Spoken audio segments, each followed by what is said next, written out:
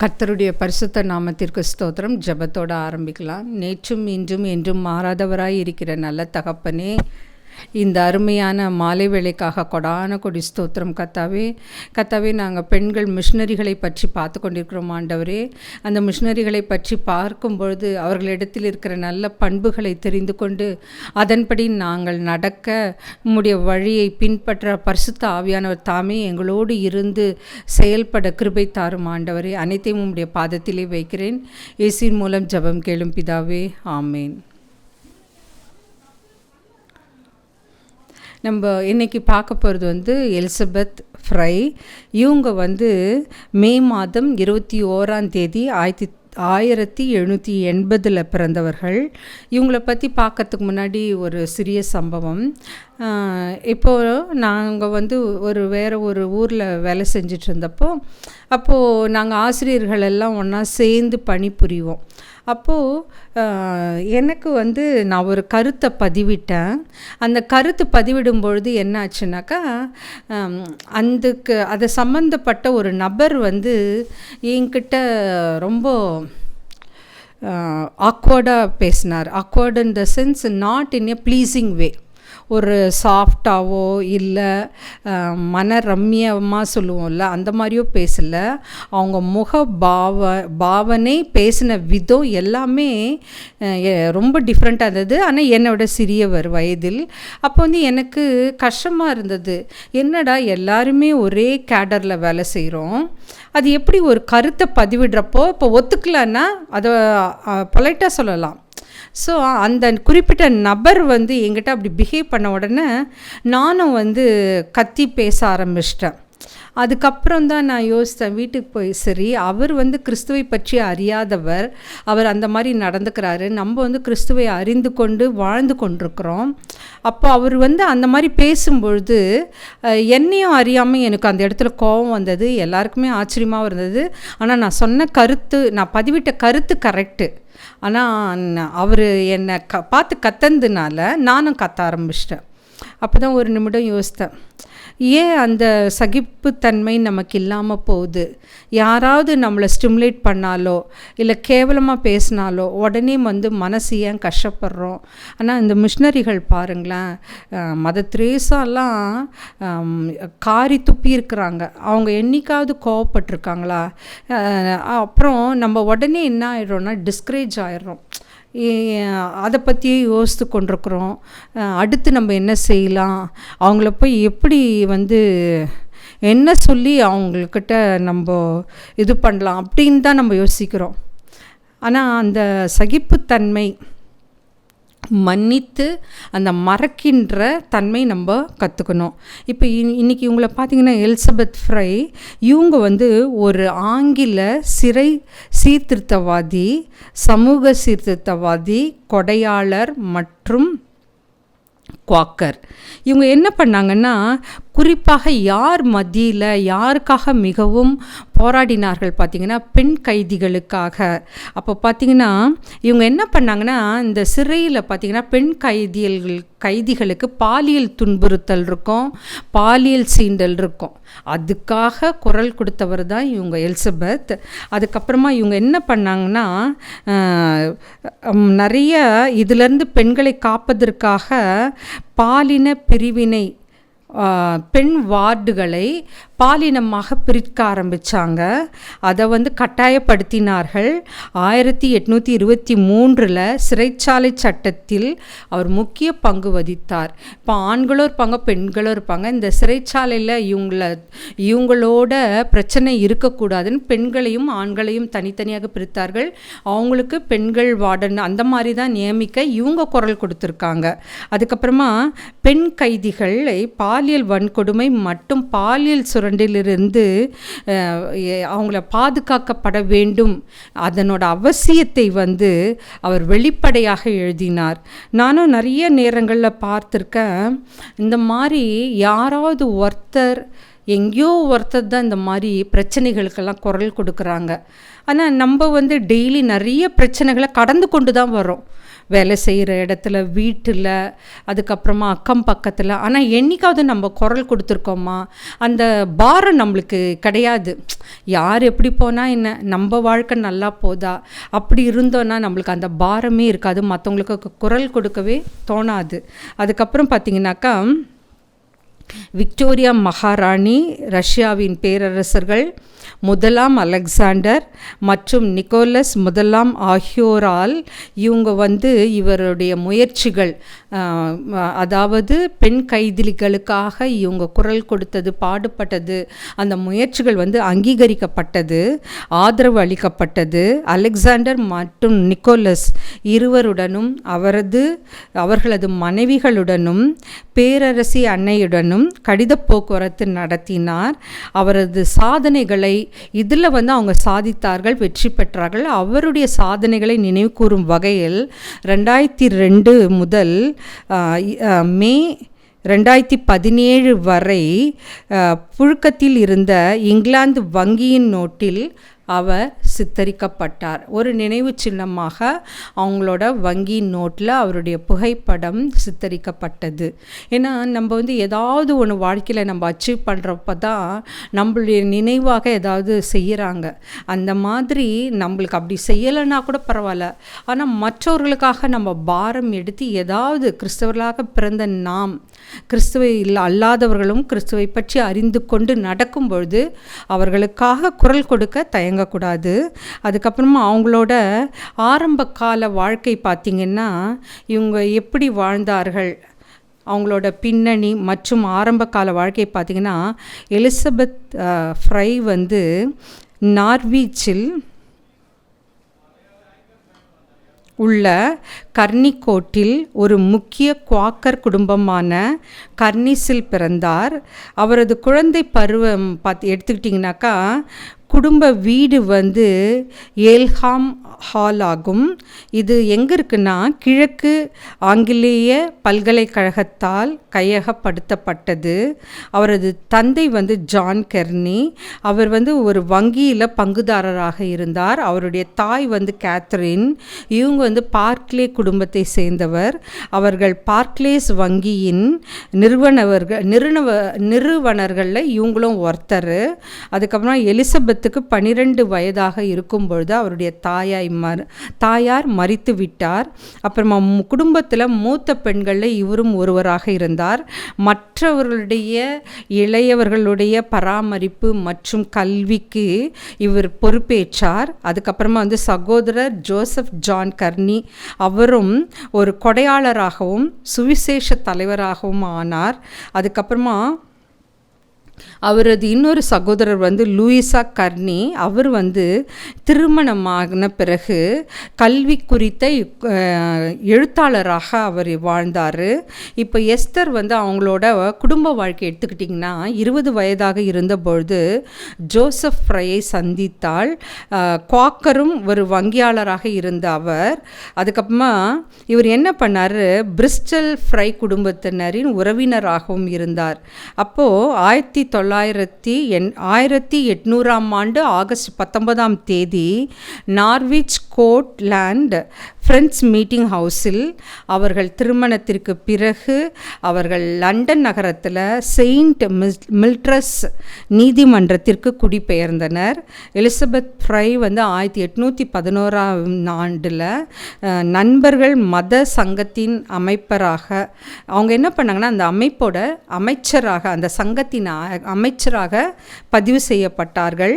அதுக்கப்புறமா ஜோசப் மற்றும் Elizabeth fry என்ன பண்ணாங்கன்னா, 1809 முதல் 1829 இந்த இடையில் கிழக்கு ஹாமில் உள்ள பிளாஷட் ஹவுஸில் வசித்து வந்தனர்.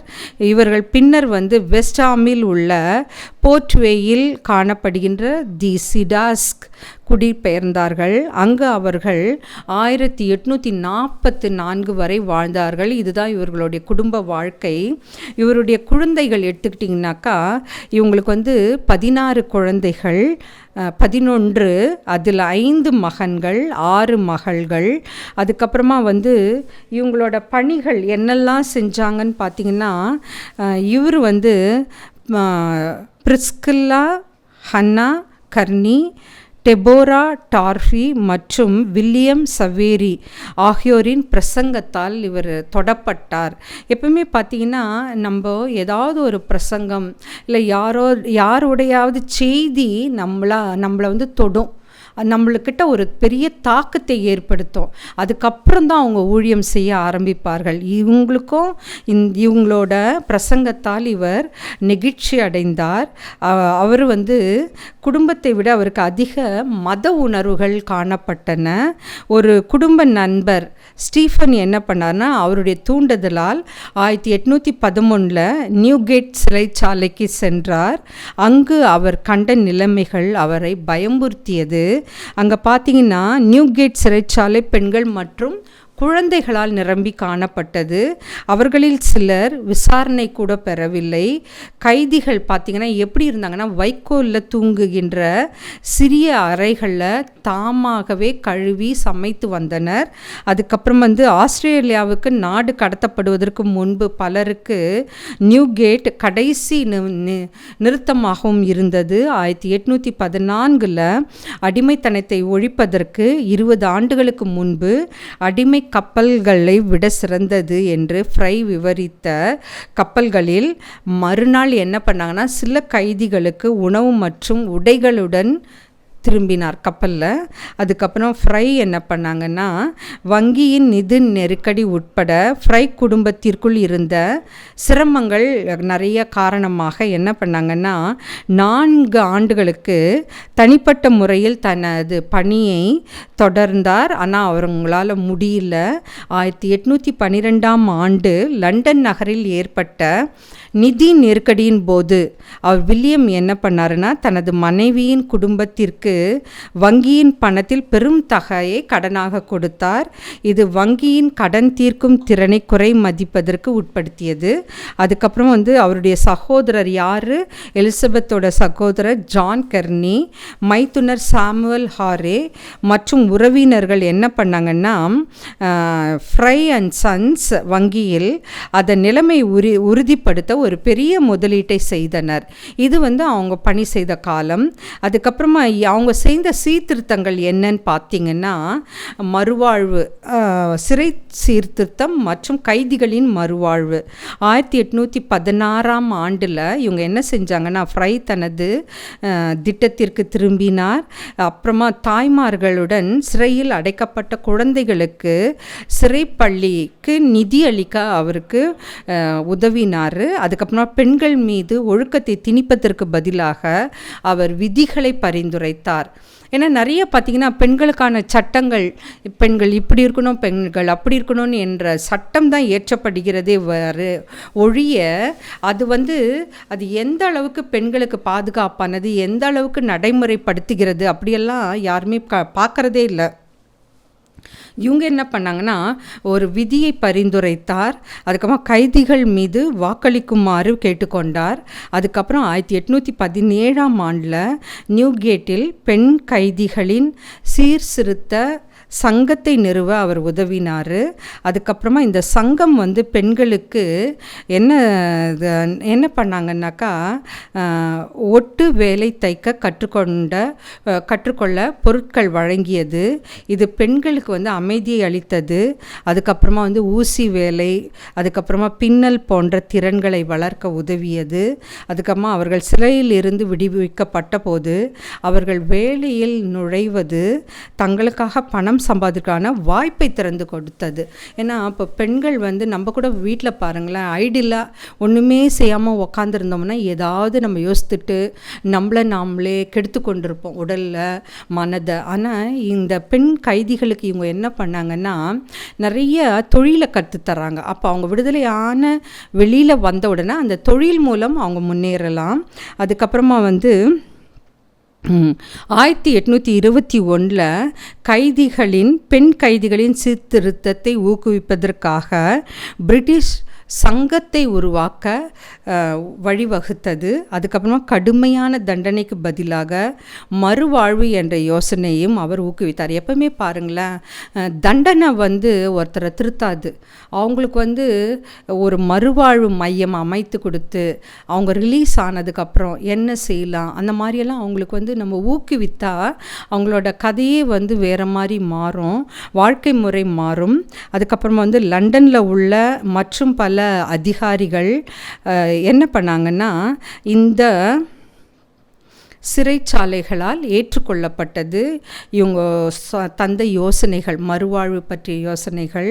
அதுக்கப்புறமா பெருநகரத்தின் சிறைச்சாலைகளை தொடர்பான ஆதாரங்களை ஆராய பொது மன்றத்தில் ஒரு குழு நியமிக்கப்பட்டது. அதுக்கப்புறமா 1818 பிப்ரவரி 27 அன்று சாட்சி அளிக்க எலிசபெத் அழைக்கப்பட்டார். பாராளுமன்ற அவைகளின் தேர்வுக்குழுவிற்கு சாட்சி அளிக்க அமைக்கப்பட்ட முதல் பெண்மணி. பாருங்களேன், இப்போ நிறைய பேரில் நான் கூட ஆரம்பிக்கிறப்போ ஒரு சம்பவம் சொன்னல, அப்போ எத்தனை பேர் சப்போர்ட் பண்ணுறாங்க, நம்ம தனியாக குரல் கொடுப்போம், அப்போ எத்தனை பேர் நம்மளுக்காக சப்போர்ட் பண்ணுறாங்கன்னு பார்த்தீங்கன்னா, ஒரு 20 பேர் இருக்கிற ஒரு அறையில் ஒருத்தர் 2 பேர் தான் நமக்காக பேசுவாங்க. நான் எப்போவுமே எனக்கு யாராவது சப்போர்ட் பண்ணலன்னா கூட நான் கண்டுக்க மாட்டேன். என் கருத்தில் உறுதியாக இருப்பேன். உண்மையாக இருந்ததுன்னா அதுலேருந்து நான் பின்வாங்கவே மாட்டேன்.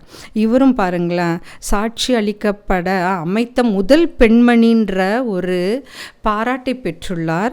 1823ஆம் ஆண்டு சிறைச்சாலை சட்டம் நிறைவேற்றப்பட்டது. சிறை நிலைமைகளில் மட்டுப்படுத்தப்பட்ட விளைவையே ஏற்படுத்தப்பட்டது. அப்புறமா அந்த விதிகளை பின்பற்றுவதற்கான உறுதி செய்வதற்கான எந்த வழிமுறையும் அப்போ இல்லாதிருந்தது. அது பயனற்றதாகவே மாறிவிட்டது. அதுக்கப்புறம் பார்த்திங்கன்னா, சிறைச்சாலைகள், அதுக்கப்புறமா கடனாளி சிறைச்சாலைகள் போன்ற சில நிறுவனங்கள் சட்டத்தால் கட்டுப்படுத்தப்படவில்லை. அதுக்கப்புறமா ஆண் கைதிகளை பெண் கைதிகளில் அவங்கக்கிட்ட இருந்து பிரித்தது தான் அவங்களால செய்ய முடிந்தது. அதுக்கப்புறமா 1835ஆம் ஆண்டு இவங்க என்ன பண்ணாங்கன்னா, பிரபுக்கள் சபையின் தேர்வு குழுவிடம் சாட்சி அளித்து சிறைச்சாலை சட்டம் இருந்த போதிலும் பல சந்தர்ப்பங்களில் அவற்றின் நிலை மனசோர்வடைந்துள்ளது. ஆனாலும் அவங்க உண்மையிலேயே குற்றத்துக்கான பள்ளிகள் என்று அழைக்கப்பட்டன. ஆனாலும் அவங்க எந்தவித மனசோர்வும் அடையலை. சிறைச்சாலை சட்டம் 1835 நிறைவேற்றப்பட்ட பிறகுதான் சிறை ஆய்வாளர்கள் நியமிக்கப்பட்டனர். அதுக்கப்புறமா அனைத்து சிறைச்சாலைகளும் அதுக்கப்புறமா மத்திய கட்டுப்பாட்டின் கீழ் கொண்டு வரப்பட்டன. நீங்கள் பாருங்களேன், ஏதோ ஒரு இயக்கம் முன்னின்று ஒரு காரியத்தை செய்கிறாங்க. அது செய்யும்பொழுதுமா அதுக்கு பின் வருகின்ற சந்ததிகள், அது வேலை செய்கின்ற இடமாக இருக்கட்டும் இல்லை வீட்லேயே இருக்கட்டும், ஒருத்தர் போராடுறாங்க, அதுக்கப்புறம் வர சந்ததிகள் அதை அனுபவிக்கிறார்கள். இழப்பு எல்லாம் யார் போராடுறாங்களோ அவங்களுக்கு மட்டும்தான். சந்ததிகள் அதை நினச்சி பார்க்குறாங்களா இல்லையான்னு கூட நம்மளுக்கு தெரியாது. அதுக்கப்புறம் பார்த்திங்கன்னா, தண்டனை பார்த்திங்கன்னா சிறிய குற்றங்களுக்கு கூட மரண தண்டனை அளிக்கப்பட்டிருந்த காலம் அது. அதுக்கப்புறம் மரணத்தை யாரெல்லாம் எதிர்நோக்கி கொண்டிருக்கிறார்களோ அவர்களுக்கெல்லாம் ஆறுதலை அளிக்க, அதுக்கப்புறமா மரண தண்டனையை ஆஸ்திரேலியாவுக்கு நாடு கடத்துவதற்காக அதை எலிசபெத் பணியாற்றினார்கள். 1818 இவங்க என்ன பண்ணாங்கன்னா, குற்றவாளி கப்பல்களை பார்வையிட்டார்கள். பெண் குற்றவாளிக்கு அவங்களுடைய பயணத்திற்கான வசதிகளை ஏற்படுத்தி கொடுத்தார்கள். பெண்களுக்கு நிறைவான மற்றும் பயனுள்ள தொழிலுக்கான நடவடிக்கைகளை ஊக்குவித்தார்கள். அவர்களுடைய குழந்தைகளுக்கு கல்வி வழங்கினார்கள். அதுக்கப்புறமா ஊதியம் இல்லாமல் பல வருடம் அரசாங்க அதிகாரிகளிடம் ஊதியம் கேட்டு அவங்க பெண் சங்கத்தால் கண்டிக்கப்பட்டார்கள். அவங்க சோர்ந்து போகலை. சிறைச்சாலைகள் பெண் கைதிகளுக்காக அவங்க ரொம்ப பாடுபட்டிருக்காங்க. அதுக்கப்புறமா இப்போ கைதிகளை கொண்டு போகிறாங்கல்ல, அவங்களோட உரிமைகள் மற்றும் நலனுக்காக அவர் பிரச்சாரம் செய்தார். அதுக்கப்புறமா வந்து நியூ கேட் கப்பல் சிறையிலிருந்து கப்பல்களுக்கு செல்லும் பெண்கள் திறந்த வண்டிகளில் பெரும்பாலும் சங்கிலிகளால் பிணைக்கப்பட்டு சில உடைமைகளுடன் லண்டனில் தெருக்களில் அழைத்து செல்லப்பட்டனர். இது எவ்வளோ ஒரு கொடுமையான நிலைமை பாருங்களேன். பெண்களை வந்து சங்கிலியால் இணைக்கப்பட்டு ரோட்டில் கூட்டிகிட்டு போகிறது. அப்போ வந்து இவங்க என்ன பண்ணியிருக்காங்கன்னா, லண்டன் தெருக்களில் அவங்க அழைத்து செல்லப்படுகிறார்கள். நகர மக்களால் அவர்கள் அழுகிய உணவு மற்றும் அசுத்தத்தால் தாக்கப்படுகின்றனர். யார்? அந்த பெண் கைதிகள். என்ன நடக்கப் போகிறதோ என்ற பயம். போக்குவரத்து விதிக்கப்பட்ட பெண்களிடையே அவர்கள் செல்வதற்கு முந்தைய மாலையில் கலவரங்களை ஏற்படுத்துவதற்கு ஆட்கள் இருப்பாங்க. பெண்களை மூடிய வண்டிகளில் அனுப்பவும் போக்குவரத்துக்கு முன் இந்த கடைசி அவமானத்தை தவிர்க்கவும் சிறைச்சாலையின் ஆளுநரை அவர் வற்புறுத்தினார். ஏன்னா ஒரு க்ளோஸ்டு இதில் போகிறப்போ அவங்க வந்து பாதுகாக்கப்படுகிறார்கள், யாரும் அவங்கள தாக்க மாட்டாங்க. அட் த சேம் டைம் வந்து அந்த கடைசி அவமானம் படுறதையும் அதுலேருந்து அவங்கள விடுவிக்கிறாங்க இவங்க. அதுக்கப்புறம் பார்த்திங்கனாக்கா இவங்க என்ன பண்ணாங்கன்னா, உணவு, தண்ணீர், அதுக்கப்புறமா அதெல்லாம் பெறுவதற்கும், ஏன்னா இப்போ ரொம்ப தூரம் நாடு கடத்தப்படுறாங்கன்னா அதெல்லாம் நம்மளுக்கு இருந்தால் தானே நம்ம ட்ராவல் பண்ண முடியும். அதுக்காகவும் இவங்க பரிந்துரைக்கிறார்கள். அதுக்கப்புறமா வந்து நீண்ட நெடுநாள் பயணம் இருந்ததுன்னா போர்வைகளை உருவாக்கவும், அதுக்கப்புறமா தங்கள் இலக்கை அடையும் பொழுது விற்க ஏதாவது ஒன்றை பெறவும், பயனுள்ள திறன்களை பெறவும் முடியும். அதுக்கப்புறமா அதற்காக இவர்கள் பாடுபட்டார்கள். அதுக்கப்புறம் பார்த்திங்கனாக்கா 106 போக்குவரத்து கப்பல்களை எலிசபெத் பார்வையிட்டார்கள். அதில் 12,000 குற்றவாளிகளை பார்த்தார். அதுக்கப்புறம் பார்த்திங்கன்னா 1868 அதிகாரப்பூர்வமாக இந்த போக்குவரத்து முற்றிலுமாக ஒழிக்கப்பட்டது. எலிசபெத் ஆனாலும் 1843 வரை போக்குவரத்து கப்பல்களை பார்வையிட்டார். அதுக்கப்புறம் பார்த்திங்கன்னா இந்த சிறையில் உள்ள இந்த சீர்திருத்தங்களை அவர் வந்து விரிவுபடுத்தினார். அதில் முக்கியமாக பார்த்திங்கனாக்கா இவர் என்ன செஞ்சாருனாக்கா, நாடாளுமன்ற அவையில் சாட்சியங்களை வழங்கின முதல் பெண்மணி ஆவார். அதுக்கப்புறம் 1818 சிறை சீர்திருத்தத்திற்காக தங்கள் சொந்த பயணத்தில் ஸ்டீஃபன் மற்றொரு குவாக்கரான வில்லியமையும் கப்பல் துறையில் பார்த்தார். 1814 பேரரசர் முதலாம் அலெக்சாண்டரை சந்தித்தார். அதுக்கப்புறமா வந்து சிறைச்சாலைகளை பார்வையிட பயணம் செய்தனர். அப்போ வந்து பேரரசின் கட்டிடத்தின் ஆதரவு அவங்களுக்கு கிடைத்தது. அப்போ 1819 இவங்க என்ன பண்ணாங்கன்னா வீடு திரும்பினார்கள். அதுக்கப்புறம் வந்து தங்கள் நாட்குறிப்புகளில் தங்களுடைய அந்த பயணத்தை பற்றி எழுதுகிறார்கள். அதுக்கப்புறமா தங்கள் பணியின் கணக்குகளையும் தருகிறார்கள். அதுக்கப்புறமா பெண்கள் சிறைச்சாலைகள் மற்றும் பெண் சிறைச்சாலைகளுக்கு அவர்கள் எங்கன்னா அயர்லாந்தில் செல்கிறார்கள். எந்த வருடம்? 1827. 1828 அவரது கணவர் திவாலா ஆகிறார். அதுக்கப்புறம் அவருடைய சகோதரர்கள் வணிக மேலாளராகவும் பயனாளியாகவும் ஆனார்கள். அதுக்கப்புறம் 1838 நண்பர்கள் பிரான்ஸுக்கு ஒரு விருந்தை அனுப்பினர். அதில் பார்த்திங்கன்னா அந்த குரூப்பில் இவங்கெல்லாம் இவங்களும் பங்கு பெற்றார்கள். அதுக்கப்புறமா வந்து அவர்கள் வந்து மொழி தடை அங்கே இருந்தது சென்ற இடத்துல. ஆனால் இவங்க வந்து ஆனாலும் பிரெஞ்சு சிறைச்சாலைக்கு சென்று அங்கே பார்வையிட்டார். இவங்களோட நிறைய பகுதி எதில் செலவழித்தார்கள்னாக்கா சிறைச்சாலை. அதில் அவதிப்படுகின்ற பெண்களுக்காக, அந்த பெண்களோடு இருக்கின்ற குழந்தைகளுக்காக அவர் குரல் கொடுத்திருக்கிறார்.